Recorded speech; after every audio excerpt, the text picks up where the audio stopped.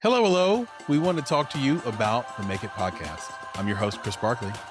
And I'm your host, Nicholas Buggs. And Chris, this is something I love to talk about. Let's get at it. Yeah, the Make It podcast. You know, it's a lot more than just a podcast about film and filmmakers. It's a podcast, Nick, about me and you as well. So we educate, we entertain, we inspire, and it is circled around film a little bit, but we really have a lot of fun. We do, man. It's a great time. Is when we record, it's like the best part of my week. And I will tell you, the guests are amazing. Guests are amazing. Segments are amazing. We segment out the whole show. We teach you things in a fun way. Audience polls, things we should know, trivia, all sorts of things to brighten your day and leave you a little happier than before you started listening.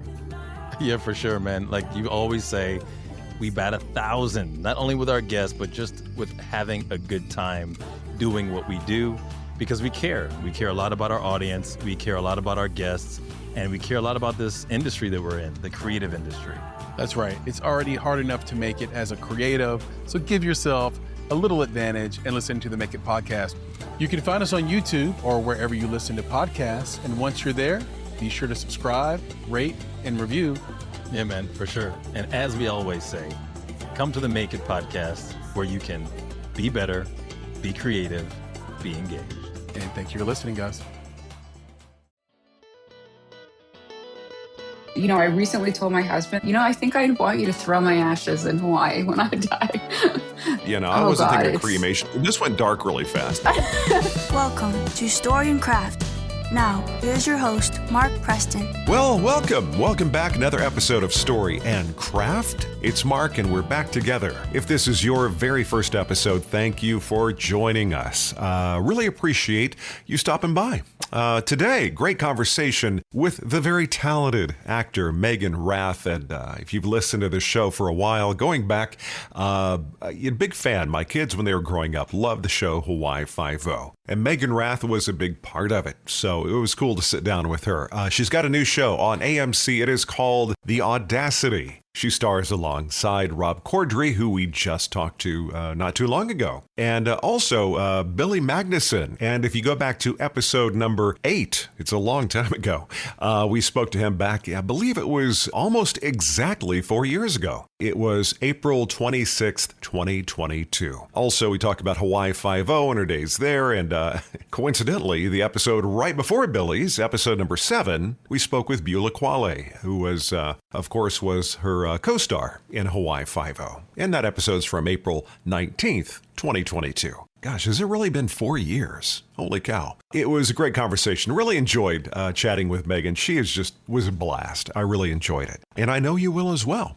Do me a favor, pop on over to your podcast app, open it up, make sure to follow Story and Craft because you get notified every time a new episode comes out. Make sure to like the show, leave a comment. That really helps folks to find the show. And everything about the show you could possibly want to know, past guests, past episodes, just go to storyandcraftpod.com. We're on your favorite podcast app. We're on Substack also. Just go to storyandcraft.substack.com. And if you sign up there, you get an email as well every time a new episode comes out. Okay, let's get right after it. I really want to jump right into this conversation. Had a blast. Let's get to it because it's Meaghan Rath Day right here on Story and Craft. Hello. Okay. Is this better in any way? I think it's very doable, yeah. Okay, he thinks it's doable if he cleans it up. It's coming through the Apple. It is coming through the AirPods, confirmed. Thanks. Yeah, I think you sound fantastic. I think you're great. You're great. Okay. Yeah. Thank you. I love you. So give him a hug for me. They want. I'm too. giving you a hug for that. He won't hug me back, but Mark says he loves you. Okay, but she can say. Well, now that we've done that, guys, only 21 minutes later. So how you doing, Meaghan? I'm great. How are you? My husband and I are in a fight, but it's all good. It's give him a hug for me. Tell him, it's all going to be okay. It's all going to be fine. So where do y'all live? Y'all in the LA area or? Yeah, we're in LA. We're in Studio City. How about you? Where are you calling from? I am on a little island on the South Texas coast called South Padre. And it is kind of known as a spring break destination. I've done the Southern California thing. I'm from Dallas. I was like, the youngest kid graduated high school. I was like, where do I really want to be? I can remotely do this from anywhere. I like to be on the beach. Yeah, So I'm kind of going for that Jimmy Buffett tropical Mayberry vibe. It's all your fault. From when you were on Hawaii Five-0, I was like, okay, I got to tell you, by the way, my kids, they're jazzed. I'm speaking with you because that was our, during COVID, Hawaii Five-0 became our family show. Oh, wow. And then I talked to Beulah Quale a long time ago. Oh, you did? That's my brother. Yeah, I love him. That's family. He was y'all came on the show right about the same time, right? Y'all came on the same season. Okay. We did. You know what I saw I was doing just a little bit of cursory looking around, and I saw the show ended 6 years ago. I can't believe it's that long ago. Isn't that mind-boggling? That shocks me. See, I never even really thought about that, but 6 years seems like it feels like a lifetime ago. But yeah, I miss it so much. How can you not miss shooting on Oahu? Of course, anybody that listens to this show for any span of time knows Hawaii Five-0 maybe will come up. It's any show my kids and I got into watching together. But I saw that as like, dude, how can you not love that of all the locations anywhere, in the U.S., or technically U.S., because it's not continental U.S., but it's like being in a whole different world. I'm like, what did you choose to live there, or did you just go there when you were shooting? Oh no, we lived there. I lived there for like 10 months a year. God, because I was pretty much filming every day. And so there were times where I would go, like if I had a stretch of time and then I'd hop back to LA, but it's still like a 6-hour flight from LA. Like it's a big deal to get back. Mm-hmm. I stayed there. It is like the most special, beautiful place on earth. And it's like, we were so spoiled on that show because we got to see the island in a way that nobody got to see it, because we would go to a lot of the spots were very touristy, but you would never have an opportunity to see it without it being packed with people. And when we would film, they would shut everything down and clear these like beautiful beaches and special, sacred places for us. And we got to just be there alone. And it was really unreal. I feel really lucky. I have to ask you though, what was your favorite beach on the island? Because one of the things I love about Oahu, every beach, depending on where you're on the island, they're all different. The sand is even different. But I got to know, what was your favorite beach? What was your favorite part of the island? I loved this beach called Makapu. And I think that's on the east side of the island. And it's this, I could be wrong, but I think it's the east side. It's this little tiny beach. The water gets pretty rough, but it's so beautiful. And it was pretty close to where I was staying, which was close to our studios. And I always told people to go to that one. And it was never crowded, sort of harder to find. Lani Kai was the other one. That was what I was going to say too. But that one got really crowded, but it's gorgeous. It's gorgeous. It has those islands, deep in the water. It's so beautiful, so special. But I have to ask you, what is your opinion of spam musubi? It's not for me. I tried, and my character ate it a lot. It's been a great chat. Got to go. Are you a fan? Spam musubi. I don't know. Listen, I think it was a time in my life. I'm not saying now if I revisited it that I would feel the same way. I don't know. I'm open, but at the time, wasn't my cup of tea. I got back and I taught myself how to make it, and I'm like, my kids love that and Loco Moco. But, since we're Texans, we instead of using ground beef for Loco Moco, we use some chorizo sometimes. So we did like a little spin on it. But I love all the food that's just packed with cholesterol over there. It's just it's just good, hearty eating. Yeah. Yeah, they know how to do it. Of course, I had to touch on that because I know, at least one of my kids are going to ask me. So, talk to her about Hawaii Five-0. And, of course, the last shot of the show was you and Danny on a plane, right? Wasn't that the last shot, y'all flying off somewhere? Was it me and Danny, Scotty's character? What? Wait, hang on a second. So wait, or was that? No. There was. Wait, I do remember a plane. I feel like not Danny. Not. I'm sorry. With Beulah's characur. I'm trying to remember shit. Now I got to go rewatch the show. I feel like you're right. I feel like there was a plane. Was I on it? I'm not sure. I think no. you didn't have a relationship in the show with, what's his name? I try to remember her name. The Australian Scott Conn? fella. Oh, No. McGarrett. Alex O'Loughlin. Gary, yeah, Alex, yeah. Yeah. Did y'all have a relationship in the show, or am I imagining this? Like a romantic relationship? Yeah. It wasn't the No. What am I? I don't know who she. I can't remember who he's. My like romantic storyline was with Beulah's character.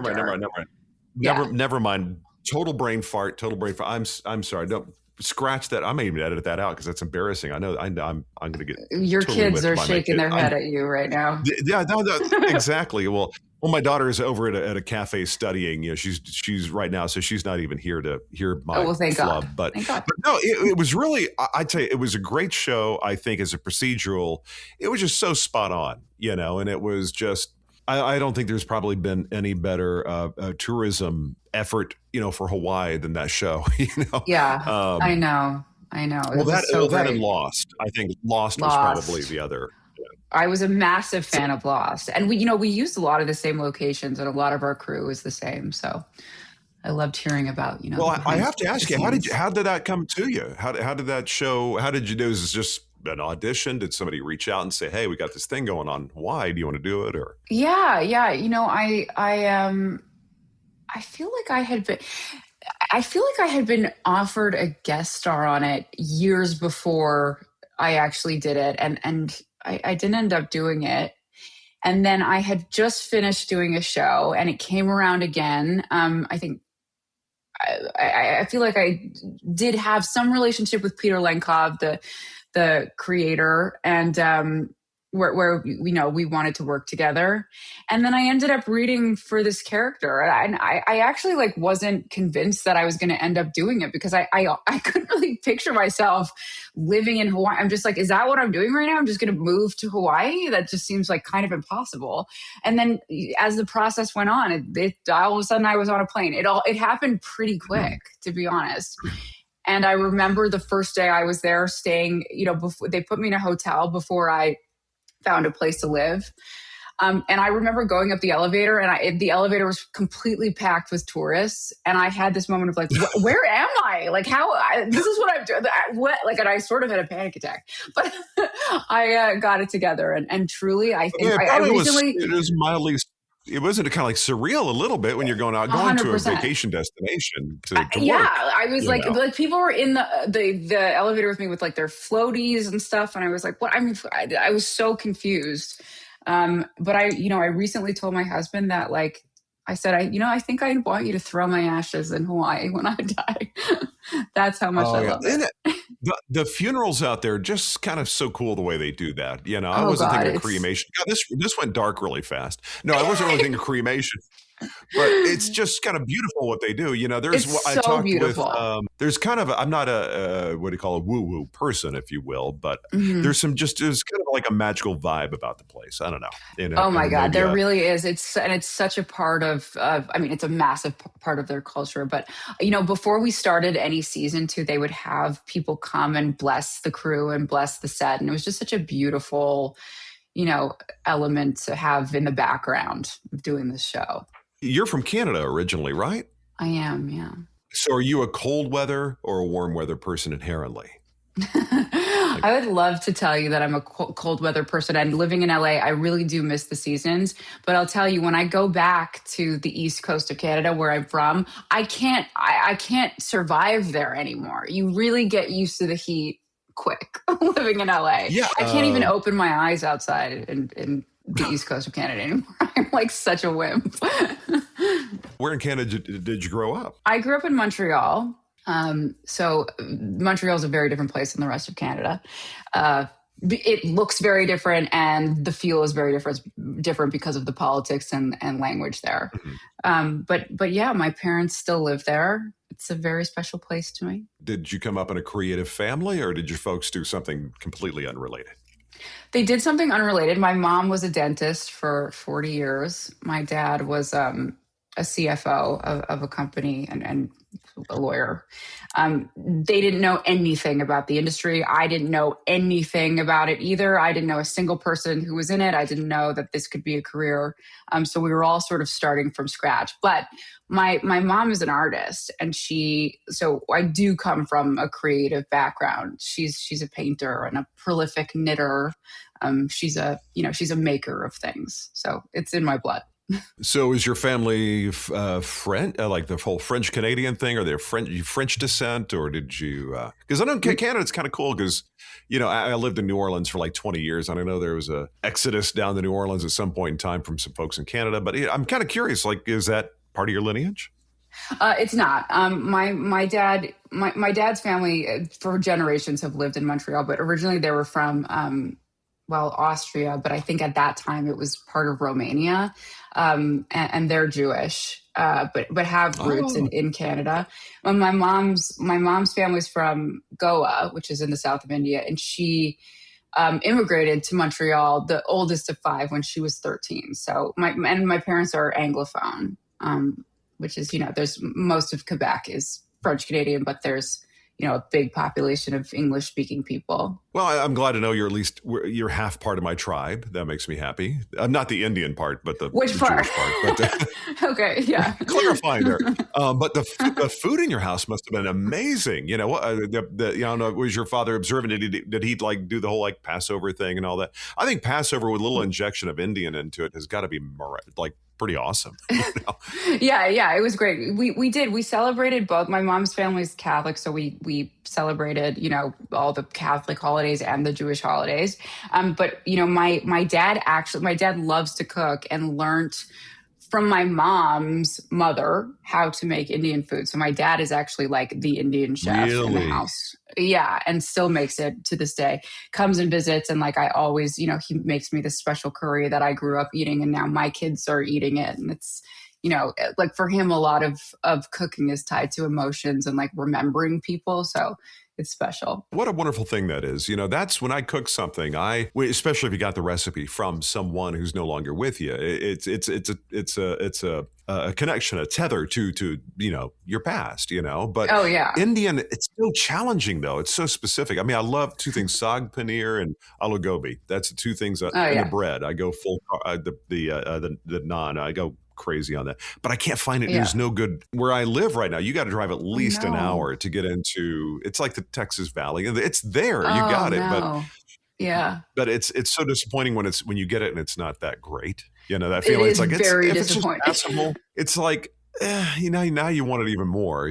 But yeah. But so now when you're growing up in Montreal, which actually I have heard they have a real cool Jewish. They have they do like the bagels there are different and stuff like that. And it's kind of different. I need to get up there. But tell me, what was it like growing up there? Were you angling towards a creative endeavor when you were young, or was this kind of a later on in your childhood or early adulthood you said, hey, I want to do the acting thing? How did it come about for you? I mean, for as long as I can remember, I wanted to be an actress. And I took the little theater courses around in my area, children's Shakespeare companies, and we did plays and stuff. But it was something I always wanted to do. And my parents put me into more serious acting classes as I was like a preteen. And so they were like, so they were supportive of this was something they were behind you doing. Yeah, I mean, of course, like they supported it, but never thought that I would seriously do it. I don't think, because it just didn't seem like something that could happen where we came from. But like, supported it. But they're both very academic, and was very important for them that I went to university, which is like not going to university is like a thing that could never. There was not a single person I knew in my life that didn't go that path. Right. So I sort of got lucky when I was doing this acting class when I was, I think 12 or 13. A casting director who was casting for a movie that was shooting in Quebec came to the class, saw my picture on the wall, asked me to audition, and then I ended up getting it. So that was sort of the beginning. But then I finished high school and then really started full time when I was like just when I was graduating. So I was 17. you're sort of saying you were discovered a little bit. Somebody saw, was it a showcase that they saw you do, and they just said, hey, she's got chops. Yeah, I think it was something like, it was like some sort of showcase, but I was told that she saw my headshot on the wall, which of course was my school photo. It was not a real headshot. As far as not just the acting thing, but were you globally like a creative kid? Was there art? Was there music? Was there singing? Was there anything like that going on, or was it just theatrical type? I was always interested in art. I was constantly drawing and painting. I played classical piano growing up as well. We did sort of a conservatory. Not to brag, and you would never know now because I cannot. People can't see you, but you just hear it, not to brag, but you kind of flip the hair I know back. it sounds like such a flex, but I promise you now, I could not, I do not play anywhere. I used to be able to sight read music, and I could never ever do that now. There are a few songs that I can play strangely when I sit down at a piano, and if I don't think about it at all, my fingers just do it, and it's like muscle memory completely. But the moment I start thinking about what I'm playing, I just completely lose all sense of my body. Isn't that acting's a lot? I think acting's very much the same way. You really have to trust your instincts. I think you just kind of have to, because I coach voiceover, I always tell my students, it's like, listen, words are powered by emotion, not thought, you gotta, I think acting's the same way. You gotta just kind of trust that you've done the work, and you just kind of let it flow. But this is coming from somebody who's never played an instrument in my life, so I've always wanted to learn how to play something, but I don't know if I'm at that stage where that even makes sense to even do it now, but no. 6th grade, I could play the recorder. We did have that music class in elementary. So, so I did have some ability to do something at one point. Yeah, I'm sure you can pick that back up. Curious because folks didn't hear, but we had a full technical setup, and your husband was actively involved, and that's so props to him. And I heard a British dialect. Did you meet him over in England, or did y'all connect over this side of the pond? We met here in LA 12 years ago. We actually did a show together for Fox. He's an actor as well. The show lasted 1 season, but our relationship has been syndicated, as we like to say. But you negotiated a good deal on that one. Yeah, we really did. Yeah, still raking in those residuals from that.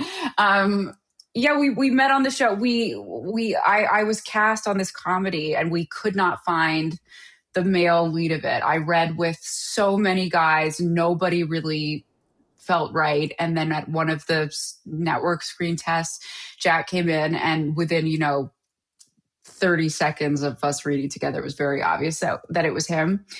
So we did the show, but adorably, our showrunner officiated our wedding and was able to get the footage of our screen test from Fox, which is like, you never really, though that never sees the light of day. And so we were able to have footage of us, 30 seconds after we met for the first time, which was... Wait, when did y'all get married? We got married in 2020. Wait, so did y'all get married in Hawaii? Was this when you were doing Hawaii 5-0? Well, I had just finished Hawaii 5-0.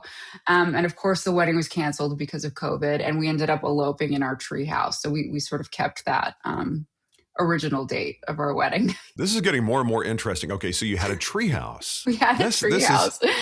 At our old house, we had this we had a very elaborate treehouse that was like 2 levels built into this beautiful eucalyptus tree that somebody who was like a very famous treehouse builder came and built it. And it was very, it was built in a way that's respectful to the tree. And it had like tiles on the ground. It was pretty magical. I miss that. That is so good. Because even though we're adults, sometimes it's kind of fun just to like get away. And if the treehouse is the place you got to do it, well, that's kind of like you got to feel like you've gotten away from the world. You do what you got to do. Yeah. How old are your kids? 4.5 and 2.5. Oh, they're still youngins. Okay. Good. So, but we've established you like Indian food, which is good. That's yeah. We're very lucky. They eat everything. They're not picky eaters. which is they're not what I called with my kids. I had some friends, I called them chicken finger kids. That's all they ate. My kids are like, just try it once. If you don't like it, you don't have to have it again. It's not like when I was a kid, my parents were like, you must eat this, Yeah, And that's then, our point of view. We call them butter noodle kids. Butter noodle. Yeah. Oh, yeah. In the national dish in England, it's a chicken tikka masala, right? Isn't that kind of considered the national dish? Yeah. Yeah. Colonialism, that's our imperialism that brings all kinds of food back. It's the best. I'm just a kind of a food nerd. I end up talking food at least, once or twice every show. But happy to talk. But that's how I talked to Andrew Zimmern, and he was, the bizarre foods, and we're Jewish kids, so we're talking about Montreal. When he went there, he's like, oh, it's great food, It really is.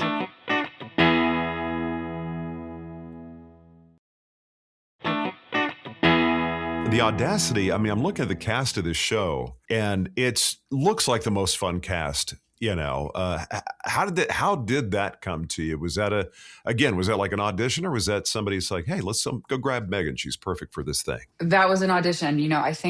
I'm pretty sure that everybody had to read for the part. Really? And we all feel really good about that, because it really does. It is something else to like earn it. And know that like you fought your way and like you did something that they connected with and felt was right.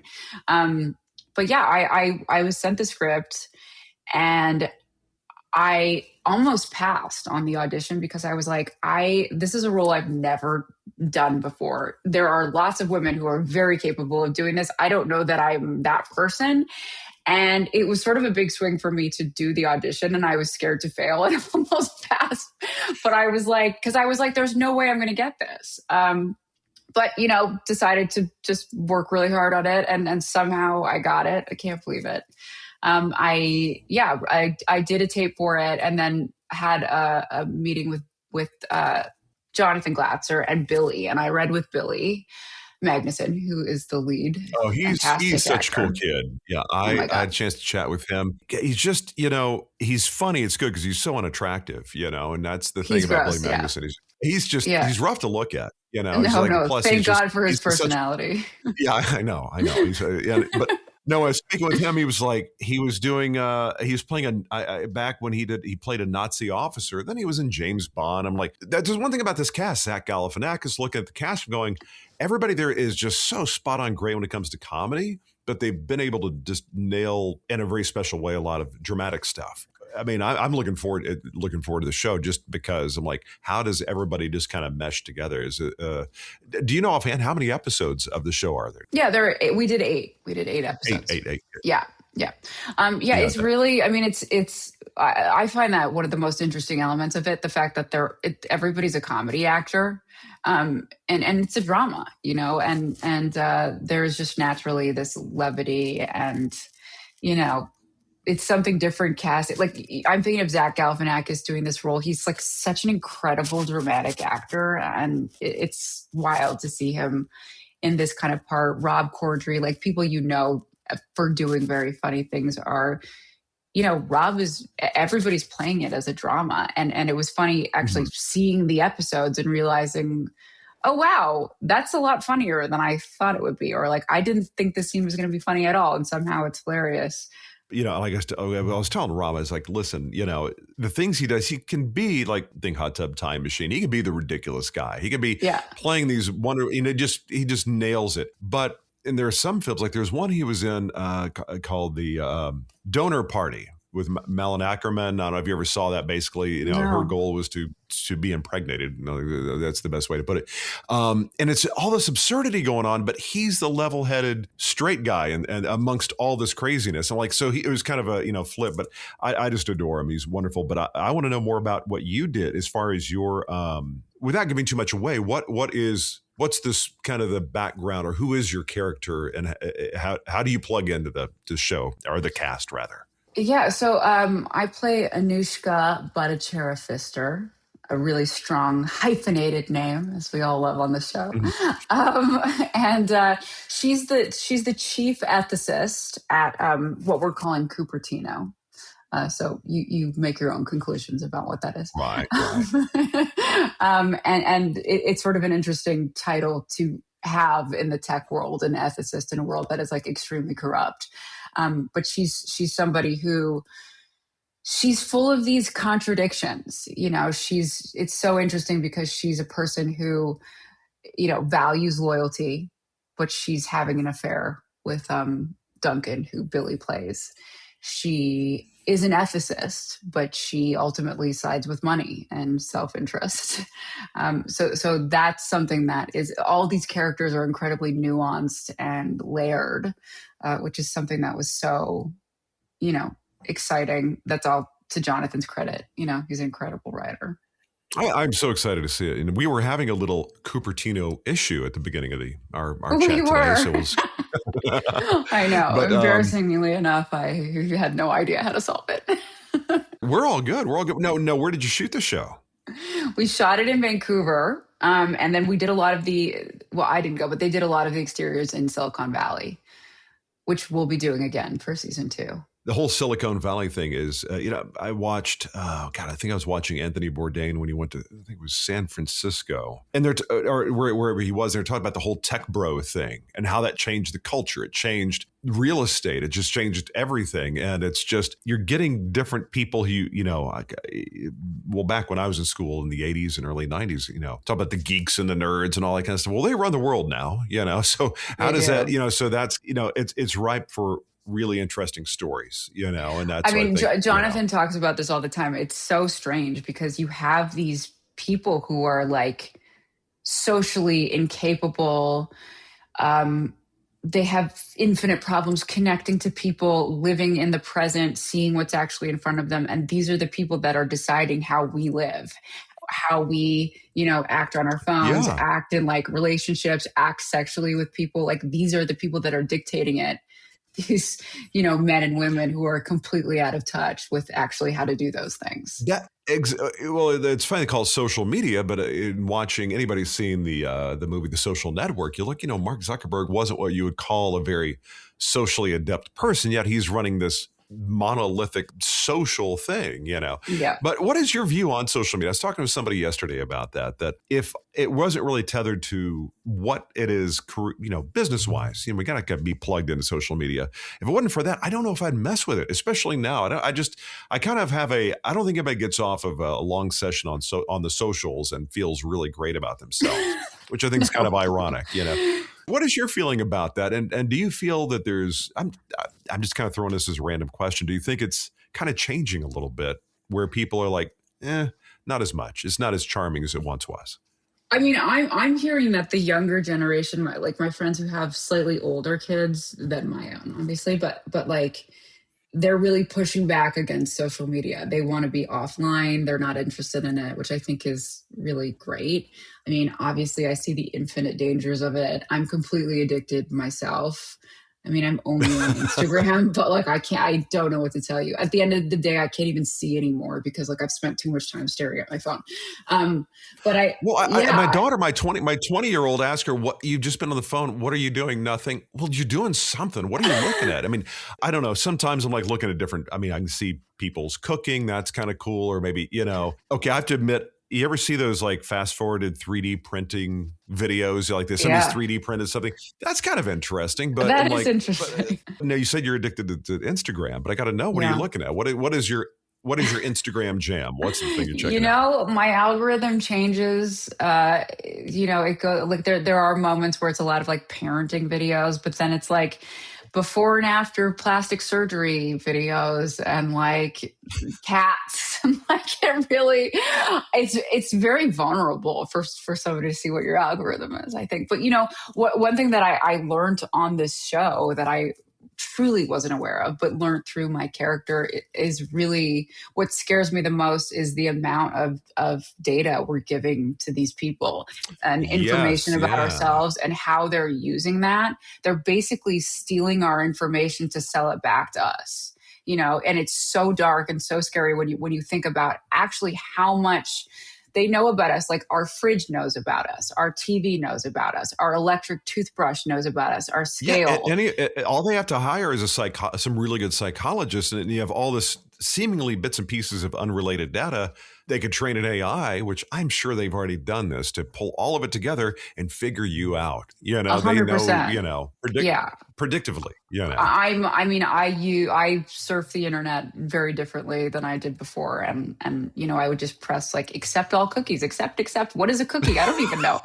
but now it's very important that you choose essential only. Just as a warning to everybody. What's scary for me, I'll talk about when I say something random, like really random, and then I'll see an ad for it. I'm like, something's listening to me. I know. Oh, yeah. Everybody's worried about the NSA and the government. I'm like, no, Cupertino. No, that or whoever. I mean, but what you said about the kids, I will say for the most part, I don't see that my kids 23, 21 and 20, they're not as into it, my daughter will just kind of scroll through Instagram. You're right that I've heard that they like more. You know what it is? I think it's authenticity. I think authenticity turns them on because everything's been manufactured. It's been produced. But you'll also see commercials trying to make themselves look like YouTube commercials now, like real. Yeah. So they're trying to almost imitate that thing, which seems real. And I think we're not going through a change necessarily, but it's good to have a generation who they want to meet in person, or as they say, IRL, as opposed to online dating apps and all that. Yeah, that's very heartening to hear. There's, that there's some hope. Yeah, it's like whenever somebody meet, and how'd y'all meet? Oh, we were some in-person story. I'm like, oh, you didn't meet online. Well, good for you. That kind of thing. Yeah. What did you learn doing this show? Because it is tech-based. Was there any kind of epiphanies you had? I'm sure the creators had kind of did their due diligence on learning, some stuff about the industry, as it were. Did you learn anything you didn't know previously about the like tech I was world? saying, really just about the privacy and the information that we give away so willingly, and actually the value that holds for them. To know everything about us. Like you were talking about, when you realize your phone's been listening to you because they sent you an ad. Like, I think by the time it gets to that point, like they know that's nothing to them.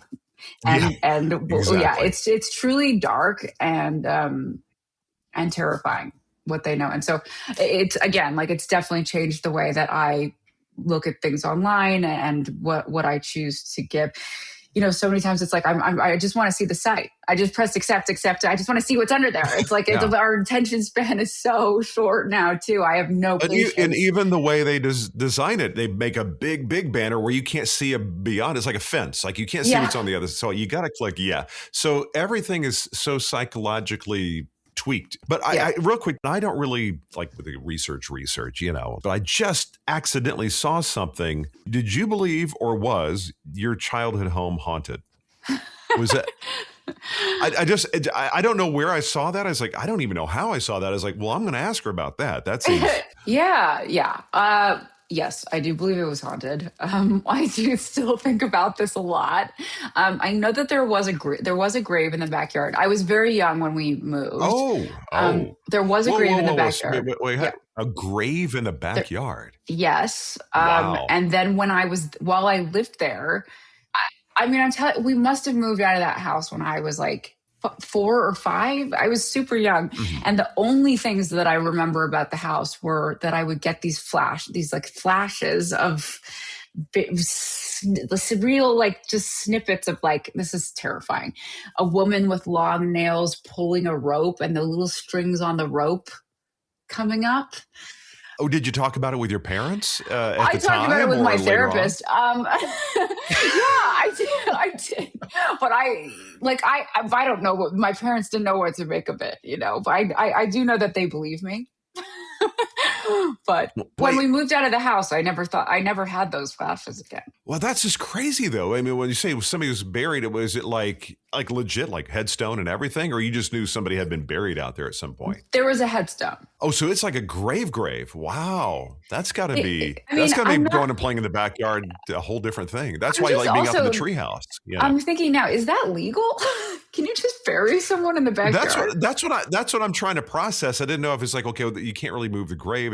This is like Poltergeist, like, I don't know if you remember the Poltergeist movie, but I do. Well, they said they moved the bodies, but they didn't, anyway, that's all. But no, you knew that's crazy. It's like, I can't imagine going to backyard and how you integrate that into your play as a kid in the backyard.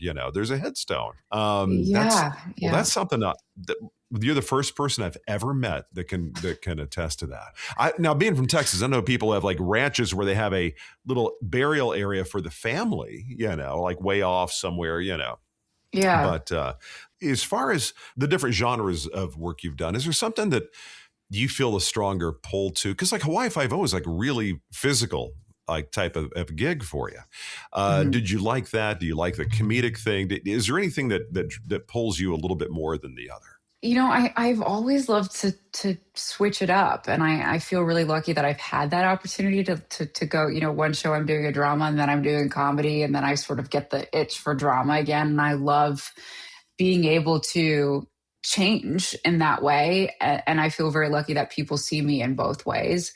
But I especially love when I can combine the two. I think this show is so... it's so special in the way that it does ride the line between comedy and drama. It's a satire. And so this has been really exciting, especially doing this kind of character that I've never done before. It really feels terrifying but new and fresh. But see, that's awesome. Sometimes I think things that terrify you can kind of like be fun. If you're not doing the same thing, you're not rinse and repeat on something you've already done, Yeah. But what haven't you done that you're like, okay, that's on the bucket list. I need to work with this person, work within this genre. Maybe it's directing or something. What's out there that you haven't done, or maybe you've done, you'd love to do again? Oh my God. I have so much. I mean, there's so many people I'd love to work with. And that's, I think on this show, I was experiencing a lot of that because this cast is so incredible. And also to have the opportunity to perform the kind of material that Jonathan writes, this kind of dialogue, it's so dense. He writes massive monologues for these characters. And it's a challenge to, first of all, just memorize it, to get in your head. And he's constantly rewriting. So it's always changing. Really? And you can't really. Oh, so you go into your trailer and you have a new color of script sitting on your Wow. Or you get it at 12 o'clock the night before he's rewritten your entire monologue. I'm like, you don't that have. would scare me. It is because you can't wait. You can't. Sometimes you would be like, well, I'm just going to wait till the last draft and then I'll memorize that. But you can't do that because it's so specific. It's so dense. It's like, especially, this character, I'm doing an accent. I need to get it in my mouth. I need to get it into my body.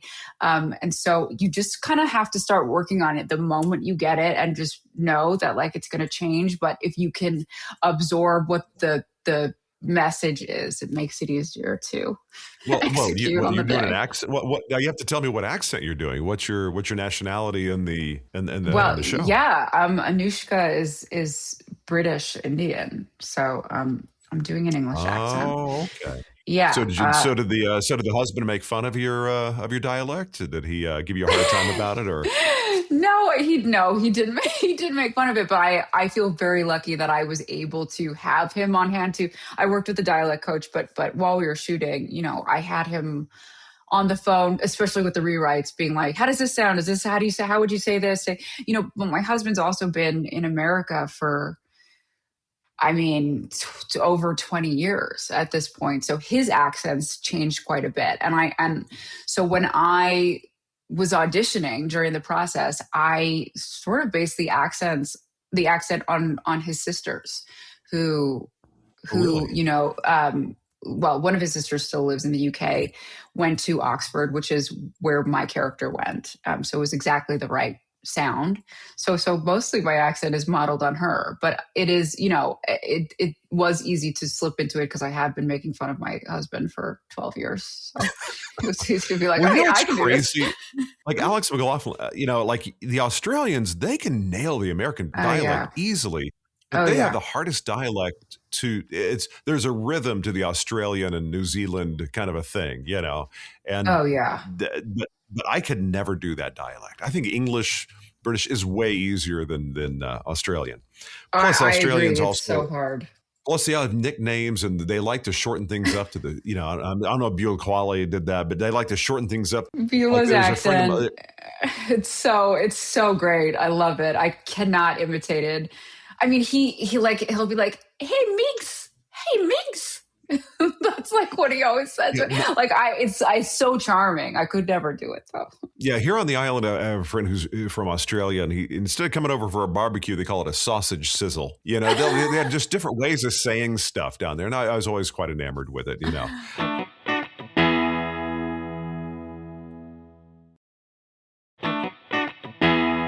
Now we're talking food. I'm hungry, but you know, actually, that brings me to the to what I call my 7 questions. Always kind of bring it out the kind of the towards the tail end of our chat, a little extra get to know you. And the first question I always ask is, what is your favorite comfort food? You know, good day, bad day, it always just lands for you. Oh, ramen. We know it's not spam musubi, but we're not going to hold it against you, but it's cool. No, I'm obsessed with ramen. I could really have it every day of my life, and that would be a mistake. Like real deal ramen. Yeah, real deal ramen or the stuff in the grocery store. No, real deal ramen. It's my absolute favorite. It would be my last meal. It destroys my stomach. You know, every time I eat it, I am in pain after. Really? But because I like it really spicy, or I like it really spicy. Oh. Yeah, it needs to hurt when it's going down. Wow. Okay. Yeah, but so I mean, you got to make it worth it. When you get the good stuff, like, you know, they made a fresh broth, and yeah. Oh yeah. I have my spot in LA that we order from all the time. Silver Lake Ramen. It's the best. It's just the best. Really? Do they do a thing like they have the egg on top and everything, and the whole, like, you know, they got the egg. I haven't had lunch yet. I haven't had lunch. We tried it. We went to, there's a wonderful little Asian place in the island, but they're kind of a little bit of everything, Korean and, you know, but it's passable across every kind of, but it's like, it's not awesome like the great ramen or great sushi or Korean or something. So yeah, I shouldn't do these chats before lunch, because I'm sitting around. I had to mute my mic. My stomach was growling a second ago. I was like, that's embarrassing. But now the next question I have for you, if you're going to sit down and talk story for, I don't know, an afternoon, an evening, you know, sitting down for coffee with 3 people, living or not, who would those 3 people be you would love to sit down and chat with? Oh my God, that is so hard. That's such a hard question.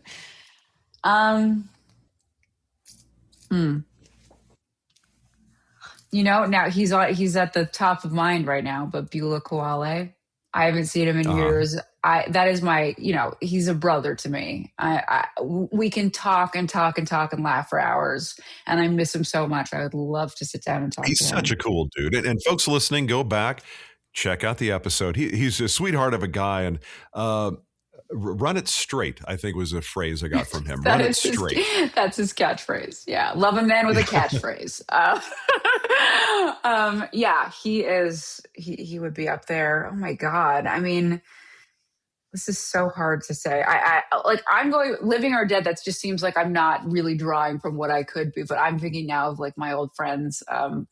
One of my old friends from Montreal, Laurence Leboeuf, who's like, we worked together when we were kids, and she's the kind of person that you sit down with and like you haven't seen in years, and you can just talk for hours. Same as Beulah. I would love to talk to her. And you know, I'm going for lunch after this with Lucy Punch, who's on our show as well, and she's a great time, hilarious woman. Oh my God! Someone to marry Barry. They're trying to marry off their friend, who's just a train wreck of a guy. You know, go watch it. There is a scene, you can even say, hey, I was talking to this guy. There's a scene with the 2 of them. He's driving, she's in the passenger seat. And it's a little crass, I will say that, but that's kind of but she is so great. She could, you know, I didn't even know, you know, she does the dialect thing, really, the American dialect just fine. She does, yeah. But just ask her about that. It's like, there's this guy that thinks one of the funniest scenes he's seen in a movie is when you and Tyler Labine are in the front seat. It was crass, but it was, I literally, one of those ones I rewound, and I'm like, I was almost crying. I was laughing so hard because it's just so bad. It was just so bad. She is, I mean, and she's fantastic on our show too. She's also, it's funny because she's playing American, I'm playing British, so we've like switched accents. She is so funny on this show. I just like, I was such a fan of hers before I even met her, and she's like as delightful as you can imagine. I think she's just fantastic. She's fantastic. Yeah. Now, the next question, if you were to look back, excuse me, when you were a youngin', well, I don't know, you know, middle school, high school, your first celebrity crush when you were a kid, who was that? Okay. I can't remember which came first. If it was John Travolta or, of course, Jonathan Taylor Thomas, who was a very Jonathan Taylor Thomas he's come up a number of times, but John Has Travolta, that's. I'm sorry. I'm surprised. I'm not surprised that John Travolta has not come up, especially like when you think of a young girl and who she. But John, he's just such a cool guy across. Plus, he can fly planes. I mean, you think about it, that scene from Saturday Night Fever, just carrying the paint cans. Just like this guy was cool across the board. He should come up more. But Jonathan Taylor Thomas is, for a specific age range, he's just the guy for ladies. He was the guy. I was so deeply obsessed with. He's like woven into the fabric of my childhood. That's I'm feeling old now.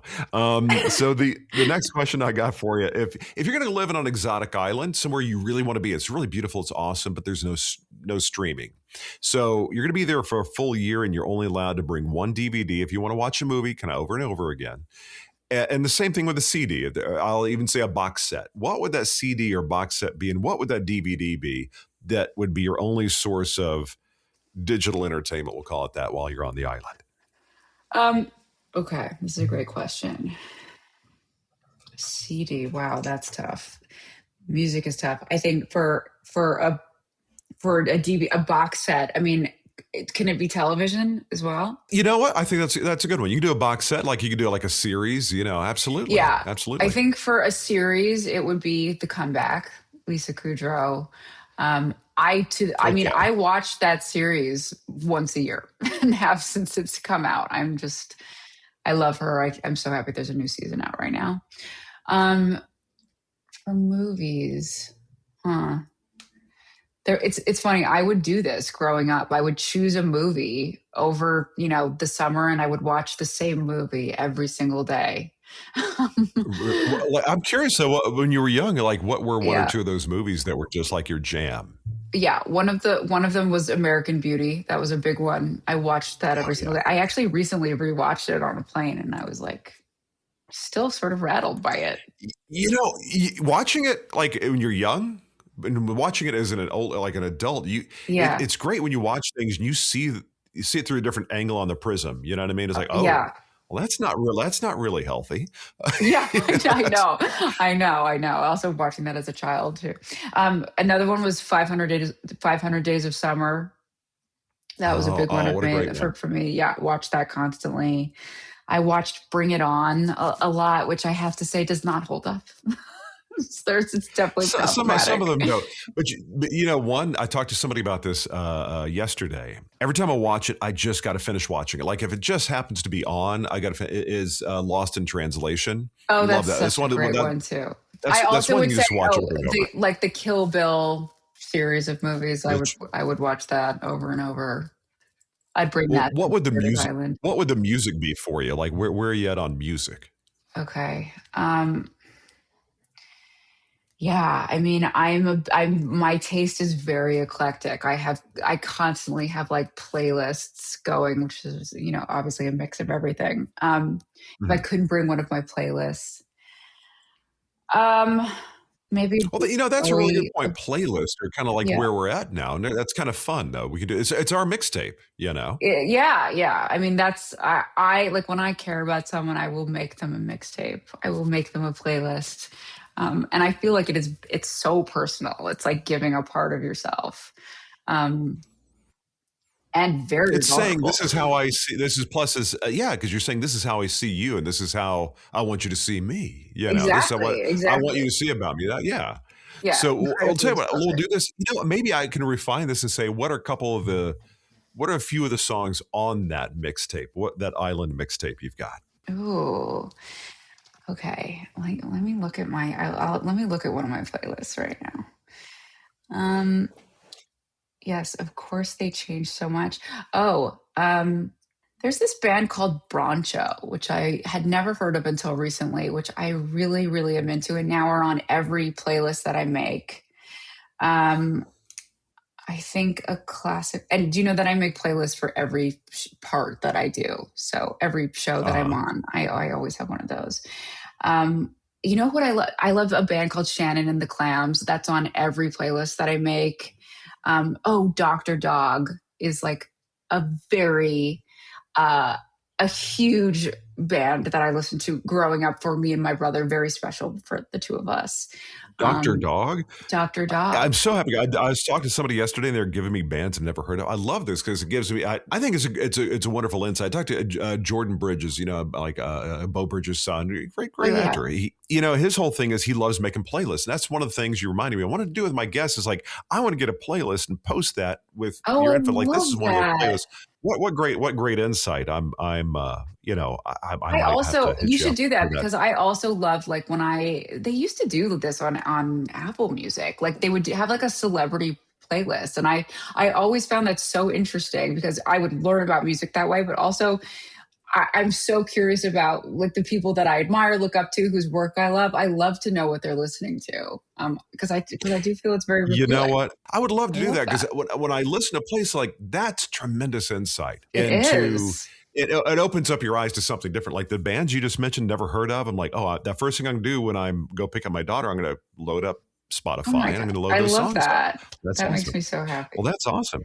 Well, the next question I got for you, if you're to say like the recipe for a perfect day, time you wake up, time you go to bed, if these elements were part of that day, it was a perfect day for you, what would that be? Oh.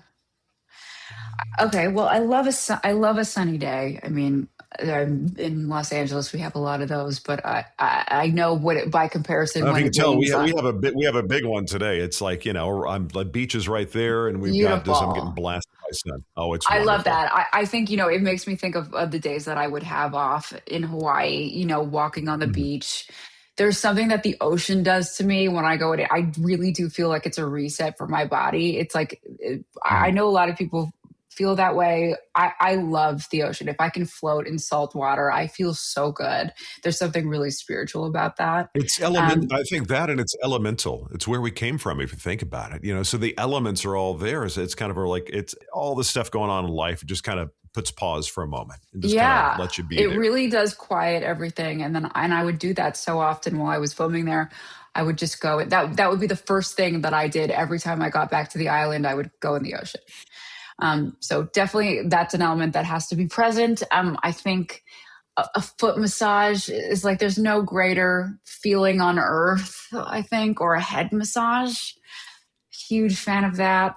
I think a really good meal, some sushi, or of course, ramen would make me so happy.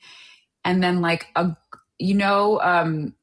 there really is nothing quite like knowing that you have a new episode of a show that you're really into that's coming out that night. When I have something to watch, when I'm reminded that I have a new episode of something that I love that night, it's like it gives me something to live for. Let's be honest. Okay, let's be honest. In the year 2026, isn't it great when you have a whole season you can watch because you're going to power through it? I just now caught up with Homeland. I never watched it when it came out with Claire Danes. Really wild time to be watching it now with everything going on in the world. Right. It's very relevant.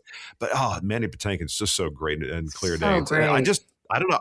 I caught it 14, 15 years too late. I'm not going to tell you how many seasons I've watched in what span of time. It would be very embarrassing. But listen, I do the same kind of thing. So it would be a great show to watch. And how would you wrap? What would be the last thing on that day that would just be the bookend that would be perfect? I mean, I love like a great candle and like getting into bed and the sheets are warm and like an early night. Knowing that I'm going to sleep really well without any interruptions. I mean, obviously that's very, what's fresh in my mind is, I have small kids. And so it's not often that we have a night without any sort of disturbance. Oh, no. I remember those days. Those days where, there's one day the kids are maybe at the grandparents and like right now I'm looking forward to Sunday because I can sleep in. I'm looking forward to this one day. Like I know I can sleep in. I can't wait till I can sleep in one day. Like now sleeping till 8 would be like a dream. But there's nothing like the terror of knowing you're in for a bad night. Like if you've started off the night with someone's thrown up, you just know what you're in for. And it's just like, it gives me such anxiety. So just the feeling of knowing that I'm going to sleep 100% without being disturbed. I can't think of anything better right now. That is nirvana. I sympathize. I was there with 3 kids, and they were all 3 of mine were in diapers at the same time, and I was a single Oh dad. my And I was God. like, so it was. You hero. You're a so it single was like, dad. You hero. That is so hard. but I lucked out. I got 3 rock stars. So they run the show. They're so much smarter than me, which is. Do you have girls? You know. I got my oldest daughter's 23, Lily. My son Zachary is 21, and my daughter Emma, who lives on the island with me right now, she is 20. Well, she goes to school in Florida, but she dropped her one in-person class just so she could do it all online. She's a COVID kid, so the online thing for her is just normal, Yeah. But she's graduating a year early. I'm embarrassed by like how much smarter than Congrats. than me they are. You did something right. There was something in the water. I got lucky. But last couple of questions. If this wasn't available to you, like your gig, this creative theatrical stuff, it just wasn't on the agenda, what would be career or vocation number 2? What would be the backup? Not backup, but what would be the other thing that would bring you joy? I mean, I don't think that nothing that isn't creative would bring me joy. It would have to be something in the arts. I still paint now, and there really is something about. I'm sorry. When I say creative, I mean like film and TV. If film and TV wasn't available for you, what would be the other, let's say, creative thing that you would do? Like as a job? Yeah. What would be your vocation? Right. I love taking pictures. Actually, when I was filming 5-0, Scott Kahn introduced me to shooting on film. Oh, yeah. And so he actually got me my first film camera. And actually, look at that. He's come out with a couple of books. Oh, yeah. And he's given me all of them. So that photo actually right there, this is my husband's office, but that's Shai McBride. I took that photo of him on film in Hawaii. Oh. But what was so incredible was, so Scotty gave me my first film camera, and I was able to learn from all the all the crew, all these incredible cameramen, how to use it. And I'll never forget it. I feel like I was like being taught by the greats and these incredible DPs and camera operators who know exactly what they're doing with it. And so have you posted any of this stuff? Like, do you have a website or anywhere people could go and check out your work? Meaghan, you got to get those pictures out there. There's still time, though. But I tell you what, you come out with a book, I promise you I'll be book number 1. I'll purchase. Oh my God. Okay. Well, that's a deal. Well, the last question I got for you, if you had that DeLorean, you could jump in and you got to go back when you're 16 years old. You got a few minutes with 16-year-old you. Piece of advice for that moment to make it a little bit better, or maybe get you on a little bit different trajectory. What would that piece of advice be for 16-year-old you? I don't know that I would change the trajectory, because I think that everything that's happened has led me here, and everything that I have gone through, everything that I worked on was extremely valuable, and I needed to learn all those things.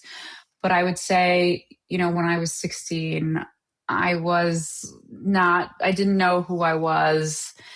Had a lot of insecurities, and I think I would just say, the thing that you're scared of, the thing that you don't like about yourself is kind of what makes you special. So to just sort of hold on to that a little bit. Really embrace who you are and just kind of go for it. Yeah. Yeah. I think that would have made things a bit easier for me. Very good. Well, Meaghan, thank you so much for spending time with me today. This was a pure joy, and I've really just a real pleasure, and I appreciate Thanks, Mark.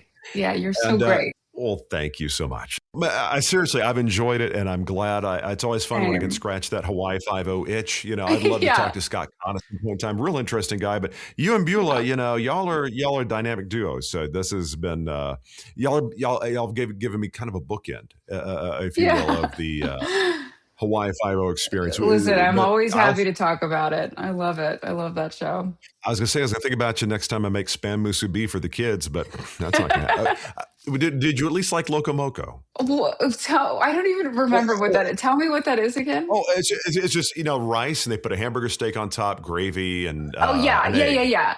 No, yes, of course I love that. How could I not? I mean, that's, yeah, I did. And I did love truly all of their food. I mean, I would happily live there and spend the rest of my days eating that stuff now.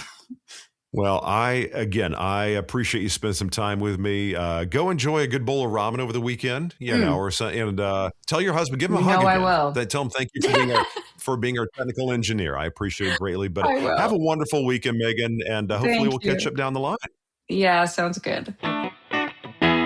Well, there you go, Meaghan Rath. What a cool conversation. I enjoyed sitting down with her. And of course, this is an episode my kids might actually listen to because they loved Hawaii Five-0. And Meaghan was a big part of that, of course. And the new show is called The Audacity. It is on AMC, and it features Rob Corddry, who we just spoke with, and just an amazing cast as well, including Billy Magnuson, who I mentioned earlier, we spoke with going back almost exactly 4 years ago, April 26th, 2022. And of course, we talked about Beulah Quale. Very cool dude. He was an episode literally right before Billy Magnuson's episode. And that's, I believe, on the 19th of April, 2022. Holy cow, has it been 4 years? Oh my gosh.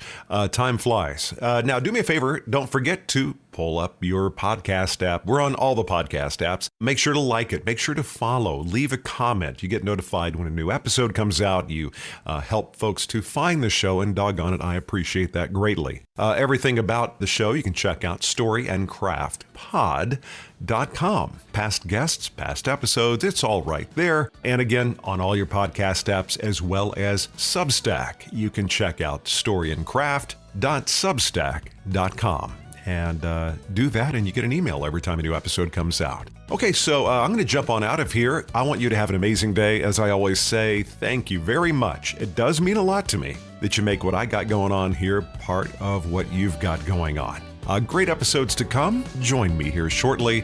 Just a few days from now, we'll get back together and stir up a proper bit of mischief. But go have a great day. We'll get together again very soon, right here on Story and Craft. That's it for this episode of Story and Craft. Join Mark next week for more conversation right here on Story and Craft. Story and Craft is a presentation of Mark Preston Productions, LLC.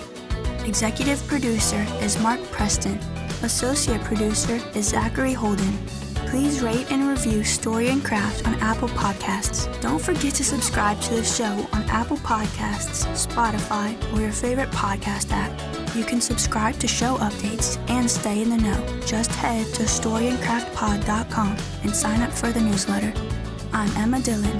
See you next time, and remember, keep telling your story.